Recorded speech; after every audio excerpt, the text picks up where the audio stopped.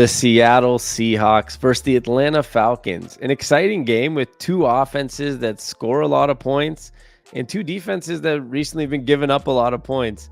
How we feeling, George? Well, as Kirko said, because we're going to Atlanta, walk into a trap, take over your trap. I can't believe he said that, but man, it's scary going to Atlanta. They're a tough team. Not feeling necessarily good, I will say that. And I've been Mr. Optimistic through 6 games this year. I think I picked the Seahawks and win each and every one of them and win 500. I do not believe this is a game where we're going to go in and win.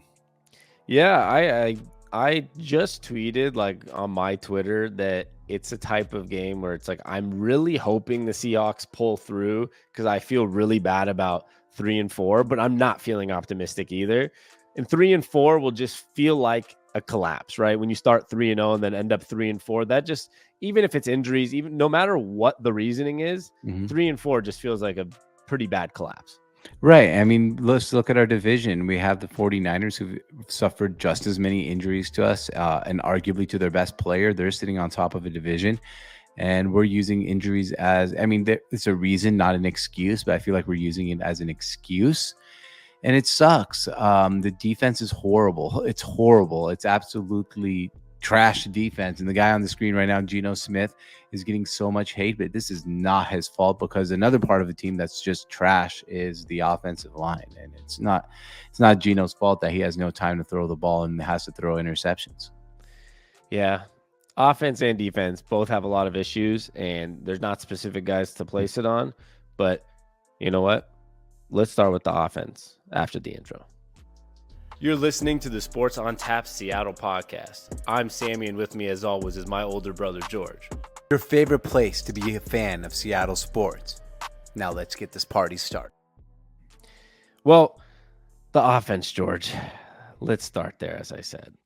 The offense, there's so much talk, right? People are mad about DK Metcalf and yelling at Ryan Grubb, and they're mad about this and that. And then they're like, oh, Geno's not good enough. I put out a video yesterday about Geno being the 15th best quarterback in the NFL. A lot of people got upset with that. He's a little better than that. And I'm like, well, either way, the whole point of it is he's not going to be a top 10 quarterback, even if his numbers say it, when that offensive line does what the offensive line is doing. Let me guess. People on Twitter are mad that you were put him 15th, and they're like, well, no, dude, you're such an idiot. He's like the 13th. Yeah. He's like the 9th or 11th or 12th best quarterback. Okay. Same thing. Yeah, same thing. Like when we say he's around the 15th best quarterback, you can throw him at 13, you can throw him at 17, you can throw him at 12.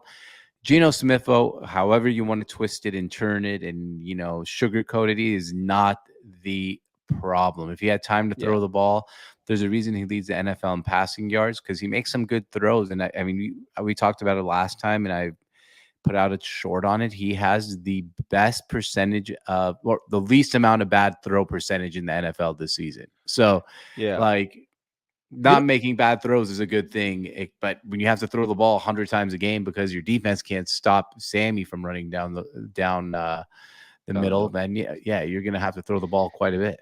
Well, the thing is, you said he's not the problem, right?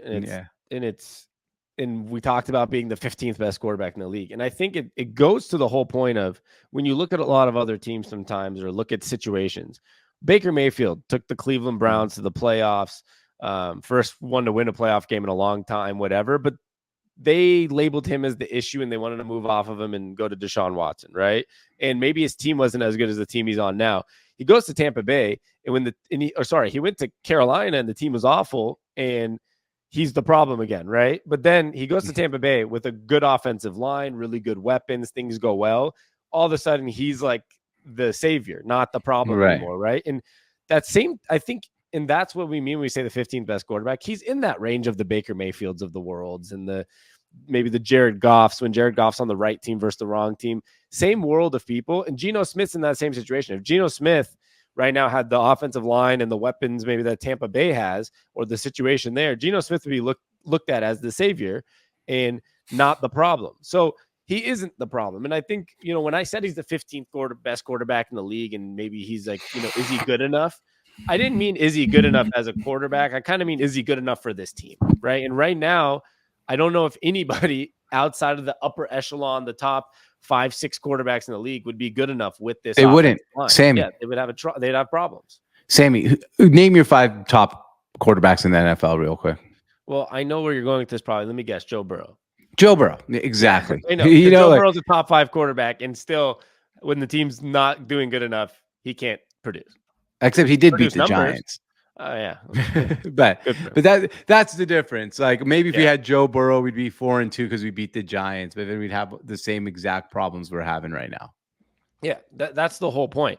In the offensive line, like they made a trade for Roy Robertson, Harris to shore up the defense a little bit because there's been so many more injuries on the defense than there is on the offensive line even. But at the end of the day, something needs to happen with this offensive line. Stone Forsythe's bad. Anthony Bradford's bad.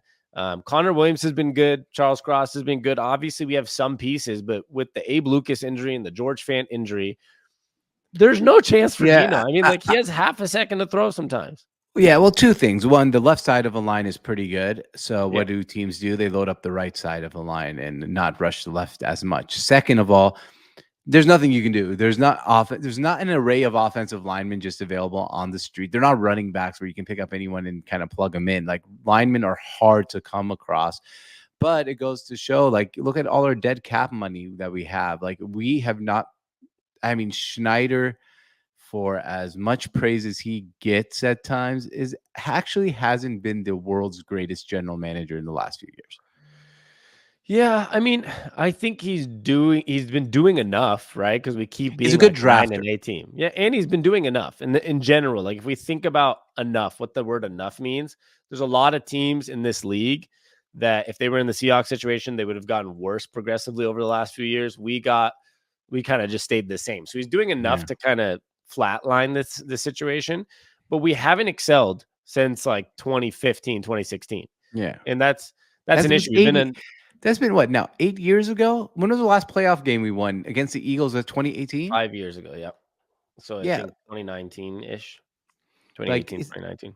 Like for the amount, and I'm not an anti-Schneider guy, but for the amount of praise he gets for being like, God, I can't believe I'm about to say this, and it's not even close, but the Mariners have been hovering around 500 for so many. I know. I'm not meaning to compare. But they've been hovering right around 54%. The last few years, the Seahawks are hovering. Football, 54% actually. If you're above 500 by a game or two in football, that's a good football team. I get it. But I'm just saying Schneider gets absolutely it's not comparable. There's no way. I mean, I'm just saying, like different organizations, one tries to win, one doesn't try to win, I feel like. But I'm just saying in general, one is cheap, one is not cheap. But I feel like the one that is spending money is spending it in the wrong ways. That's all I'm trying to say. Yeah. I mean, we went through this last episode. If you're actually interested in this, it was on Monday, I believe, or Tuesday. It was Monday, right? Or Tuesday. We went through like our cap and like the players that are the most paid, like Geno Smith, Tyler Lockett, Draymond Jones. Some of the numbers when we looked at it were like, and then we went in and compared to the Chiefs where it's like offensive tackle, left tackle, center, Patrick Mahomes and Travis Kelce. And it's like, okay, that kind of makes more sense, like the way theirs was built out. But at the end of the day, I think Schneider's doing a fine job. I think at the end of the day right now, George, if, and this is a big if, so don't get me wrong, if they figured out the offensive line, this team's like a Super Bowl contender. But they just okay, I'm going to say something. I totally agree with you. He's doing a fine job. But he gets praised like he's like one of the best GMs in the NFL. And second of all, he's one of the best. He's in the top 5 to 10. How long have we been screaming we need to fix our offensive line for? I understand, but it's hard to fix offense. I think the real issue here in the NFL, which we have to consider, George, I would say a solid 20 out of the 30 whatever teams have this issue of we can't figure out our offensive line. True, but we have 2 guys on PFF rankings, and you know how much we love big data on this show, is 2 guys who are rated as the 2 worst linemen starting in the NFL on PFF. Okay, I understand that. But at the same time, you have to consider the fact that if somebody like Abe Lucas was in there and healthy, who was when he was doing great, but Right. I we know. also I can't know. control that. And George Fant came in and was doing good, got hurt. So like there also is this problem of when you're talking about your third guy at left tackle, or I mean right tackle, we're talking Yeah, about I our know. I third know. I string, know. right? Like Well, I the want you right to be guard prepared for situation your with third string. I'm kidding. it's not like that. The real No, issue I here is know. like our two worst guys in PFF ratings on pass blocking are Stone Forsythe and Anthony Bradford. If we had a situation where Lucas and George Fant were healthy, maybe you could put George Fant at right guard and put Lucas at right tackle. All of a sudden, we'd probably be talking about a situation where, holy crap, like this line's pretty good. You know Like what? I think we should put Stone Forsythe though on the practice squad. on waivers. Yeah, I mean, No offense to him, he might be the greatest dude in the whole entire who's gonna world and a play great instead of guy. him? Shoot, I mean, he's the worst offensive lineman in the game. There has to be someone in this world better Actually, than him. PFF grading overall, Anthony Bradford's below him now at Oh 43%. God! Congratulations to Anthony Bradford for your achievements. Also, might be a great dude. No offense to him, but it's just frustrating to watch this offensive line play because you know the script. You know this game against the Falcons, they're going to load up the right side and bring pressure from the right side, and Gino's going to have to force the ball quickly, and that can result in turnovers, plain and simple. Yeah, so I just looked up. I did a minimum of 80% of 427 snaps because like there's some guys that have like 10 snaps that are below guys. So this is like guys that have played at least. So like Bradford's played 349 snaps, right? So these are guys in the 300 or 400s. He is last in pass blocking in the entire NFL for guards. And then in tackles, Stone Forsythe is last in the entire NFL for tackles and pass blocking. Now, the run blocking, they're a little bit better, right? Like Stone Forsythe's third to last, a little bit better. Yeah, it's not bad. Anthony Bradford's ninth to last, which is a little bit better instead of number one and number two. But it's pretty crazy. I mean, like the inability to figure that part of the position out has been bad. But at the end of the day, George, I'm still going to stick with the theory of if we were healthier, because I'm not even just talking about the offensive line. I'm talking about your comments on John Schneider not figuring it out, which he hasn't. I'm not defending him. I'm just saying it probably would be a little different if there wasn't as many injuries as we're dealing with. And I don't know if it'd be phenomenal. I'm not saying it'd be like, oh, we'd be a top 10 a pass blocking team in the NFL, but I don't think we'd have the worst guard and the worst right tackle in the entire NFL. Yeah, I agree. It's just for me, it's just like Schneider. Like he takes big swings. He hits home runs, but he also strikes out quite a bit. Yeah, that's fair. But who knows? It can change throughout the year. And we have a game against the Falcons this week. We have the number one rushing grade on PFF, George, in all of football. So when it comes to run blocking, even though they've been bad, the line in general has been okay. And Kenneth Walker's had a phenomenal ability to. He's so shifty and has a phenomenal ability to make something out of nothing, which actually he's a great us. running back, in my opinion. Yeah. He's a top 5 to 6 running back in the league. Like he could be, I know you bet him to start the year as like the most touchdowns in the league, and that was very possible if he didn't get hurt and if the line was a little bit better. But and if there wasn't a guy in the NFL named Derrick Henry, who somehow he's like the LeBron James of football. He's just still going. But and they both have King James, King Henry as their nicknames. Fun fact. So.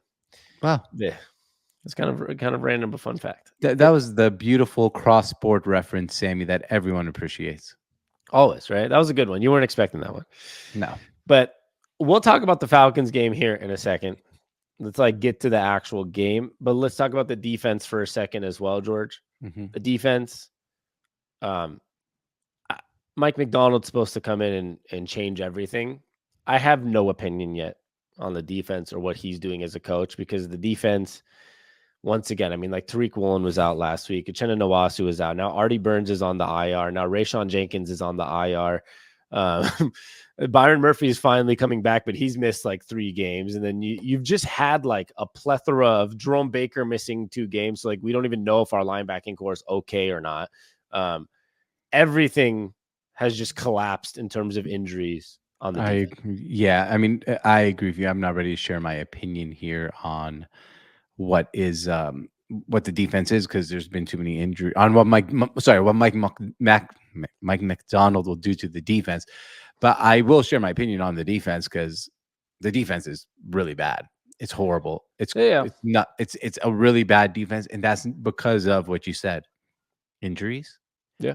And because personnel too is not great, but that's not Mike McDonald's fault. And we saw when they were healthy in the first 3 weeks, the defense was really good. So, and that's number one coverage team in the entire NFL, and that's also with not the best personnel in the NFL. So it seems like he has the schemes, but you can only play the cards you're dealt, right? Yeah. I mean, yes, but that's the thing. I mean, like when you look at the injuries, even right now, the way I forgot to mention Jarek Reed, who's coming back to practice. He's limited participation still. He's been out. Yeah.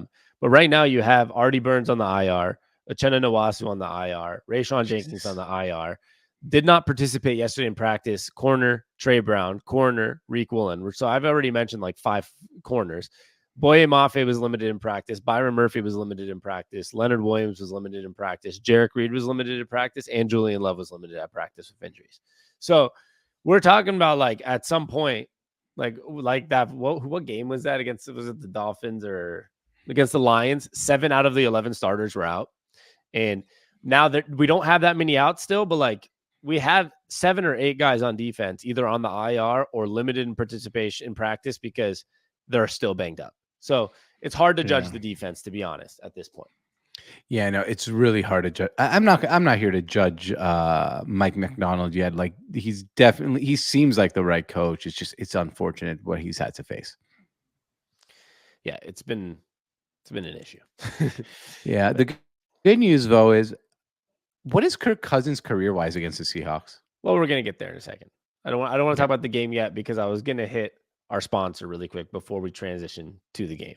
And speaking of the game and our sponsor today is Rebet and other betting apps, but Rebet is legal in the state of Washington. So this is one that we like to throw out. If you use promo code on tap, you will get 100% deposit match up to $100. So you sign up with our code on tap. You'll see it on the screen right there.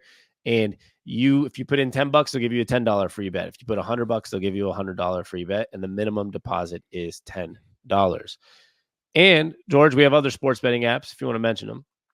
Yeah, we have betting apps like Underdog, which will give you up to $1,000 in bonuses on 50% of your deposit. We have Caesar Sportsbook, the Sleeper app. But if you click the link in our description on our YouTube channel or on our link tree, you can go and put what state you're in, and it'll tell you what sports books and what offers are actually available there. So just click the link there and find a good sports book to bet. But if you're in Washington State, there's nothing else other than Rebet that can actually scratch that itch you're looking for by betting on sports at home on your couch. You don't have to go to the casinos, which, by the way, love the casinos, love Muckleshoot, love Tulalip, love all of them. But you don't have to go. You can sit on your couch. It's kind of easier. Yeah, it's the first app that's actually legal. And gas is expensive. That's true. Yeah. It's not California prices, but it's expensive. Yeah. Sammy, can I give you a little sound for breaking news? I don't have a sound for breaking news, but all right. This is kind of Seattle related because former Washington State head coach Tony Bennett, now at Virginia, has retired effective immediately. Just wanted to mention that. I don't know. I just saw it on my screen. He has retired effective immediately. So he used to be a menace to the Huskies. I was really glad when he left to Virginia, and yeah, he's retired effective immediately. The Cougar fans would like that news. Not like it, but like that's good news. That's like interesting news for Cougar fans. Yeah, and I know we have a lot of Cougar fans who listen to the show. Interesting. Well, let's go back to the bets here because betting wise, Seahawks are 3.5 point underdogs. So plus 3.5 in Atlanta, which honestly, I thought it was going to be a bigger spread than that. So I think that's a little bit of respect to the Seahawks from Vegas. Yeah, I agree. Atlanta's a very good football team. I thought they'd be like 5 or 6 point favorites at home. I guess in general, outside of just betting, like, how are you feeling? Because Vegas is telling us that it's a pretty close matchup. They're telling us if we were at home, we might be favored or be close to. Yeah, it's basically saying at home we'd be 2.5 point favorites. Yeah, so that surprised me. Maybe I'm overvaluing Atlanta, but I've thought this from before the season started, and they're only getting better every week. So I'm a little nervous about this game. Yeah, I'm a little nervous too, but one bet I do like, I mean, the over under is set at 51.5. Smash the over. Seahawks games have gone 5-1 over so far this season, and they've been over every single road game we've played. So that's some good news. If you want to bet on the over and make some free money, you can thank me later. But as far as the 3.5, I also think the Seahawks keep it close. If we I mean, I'm betting on us. I said I don't think we win this game, but if we do lose, I could see it being a 3-point game. You cover the 3.5, and maybe the Falcons, Young Hoku hits a game-winning field goal, and that sucks. But You'd still win your own bet, and so you can thank us later for those very, very analytical betting advice. But yeah, that's where I lean right now. But yeah, I'm nervous about this game for sure. Yeah, I mean, I'm not nervous to the point where it's like I don't see a way the Seahawks pull it off, right? Like if we were going to like KC right now with the situation that we're in, like the injuries and stuff, I would probably say I don't see a way the Seahawks pull this one out. But Atlanta does give me some Seahawk vibes, like where some weeks they look really, really good, some weeks they don't look as good. They have that, and they also don't have a great run defense. And so Kenneth Walker, number one running attack in football, we're on PFF right now. Like we have a chance to have Kenneth Walker run all over that defense. The problem is on the other side, they have two-headed monster on their end, and our rush defense has not been good. So I could see a lot of yards on the ground this week. Too. And at the same time, you have two quarterbacks in Kirk Cousins and Geno Smith that both have the ability to break out for 350 yards in a game. So it's going to be really interesting. I think it's going to be super high scoring. I think there's going to be a lack of defense type of game. I totally see that too. And I'm going to just share my screen here and give you guys a over-under player prop bet that I think is a very good one if you do want to play some player props on Rebet. We got Geno Smith. You see my screen here, right? Yep. Geno Smith over 259.5 passing yards. If you go look at these numbers, he is projected. Let me go back to the projection of total yards. He's projected for 264.4 yards. The Falcons do have a good pass defense, ranked 9th overall in pass defense. They give up a ton of rushing yards, as you said. They're 25th. But in general, their completion percentage against is 72.3%, which is the worst in the NFL. So maybe Geno Smith can get a lot of, easy completions, which Ryan Grubb is very good at, finding ways for quarterbacks to get easy completions. And as you can see here, he's hit it in his 5 out of his last 5 games, that over 259.5 passing yards. So I think that's a good player prop for you guys. And they also only have a 2.6% sack rate, which is 32nd in the NFL. So those two numbers bode well for the Seahawks. The sack percentage, the completion percentage, and the QB hits. They only hit QBs 4 times per game, which is 28th in the NFL. Interesting. Yeah, I thought you'd enjoy that. It was kind of the same thing you said like a few minutes ago on the Geno Smith over, but close enough. Yeah, no, but it's good. Their pass rush might not be able to get to Geno. This is maybe why the line's set at 3.5 as well. Maybe, Vegas does know matchups well, and they know the Seahawks do really bad against teams that can pressure the quarterback, and the Falcons can't pressure the quarterback. Yeah, and that's to my whole point, like getting away from betting for a second. I'm just saying, like, the whole point I was saying that it's going to be, I think, a no defense game is I think both these defense have so many flaws right now, whether it's injuries or whether the Falcons defense is just not that good.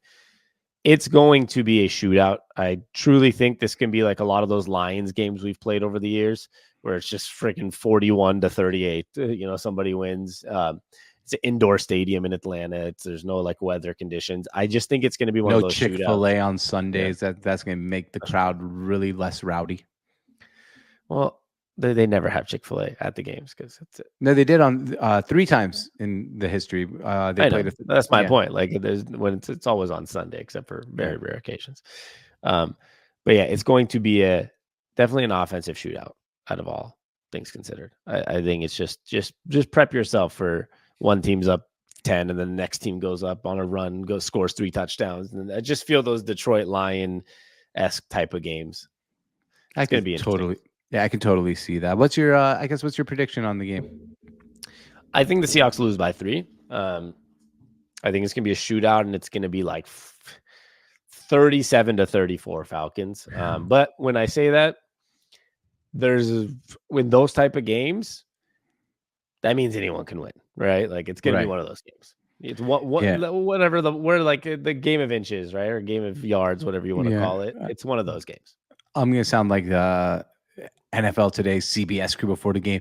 You know, Sam, the best way to win this game is whoever wins a turnover battle. Yeah. There you go. Yeah, great. Thank you. That was so insightful. Thank you. Every time on those shows, like, oh yeah, that's so insightful. Thank you. I know those shows are funny though, because they have like 6 guys on a table and they all have like 12 seconds to give their point to the game. And they're talking about every game. And so like half the games they don't even probably, they're not like, it's hard to prep for every game.